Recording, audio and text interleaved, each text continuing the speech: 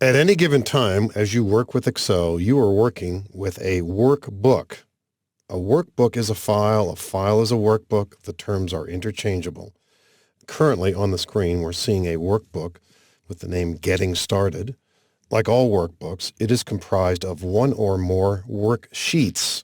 Currently on the screen, you see 2013 home products revenue. This is a worksheet. To the right of it is another worksheet. So I slide the mouse over it and click. We're now looking at the revenue chart by department sheet. And then another sheet to the right, the profits sheet. If you start with a blank workbook in Excel, the sheet names are Sheet 1, Sheet 2, Sheet 3. You can add sheets anytime you wish. You can rename them anytime you wish. You can delete worksheets. It may not be obvious at first as to why you would want to have more than one worksheet within a workbook, but over time you'll realize that storing data in different worksheets within the same workbook makes sense. For any given worksheet, like the current one, we see letters across the top of each column. The words column and row cannot be used interchangeably as we work with Excel. A column is vertical. It's identified by letters. As I use the right arrow here, we see the column letters off to the right.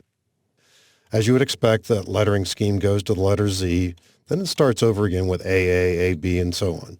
If I press Control right arrow here, we'll see that the last column is XFD. Now that's a bit of trivia, but the idea is we've got over 16,000 columns. The file you work with doesn't get any larger just because there's 16,000 columns. It's what you use within the worksheet that makes a difference. As I press Control left arrow here, we'll go back over to the left-hand side. Excel has over 16,000 columns. It also has many, many rows. They're identified by numbers down the left-hand side. And as I press the down arrow here, of course, you could imagine we could be doing this for a long, long time. I'm going to press Control down arrow, and you can see we have over 1 million rows. A quick way to get back to the upper left-hand corner of any worksheet is with the keystroke combination Control Home.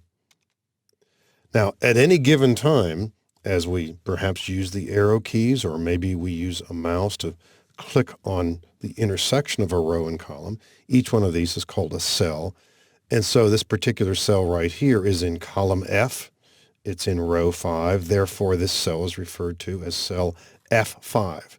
And you'll also see in the upper left-hand corner, in this section right here called the name box, you'll see the name of the current cell.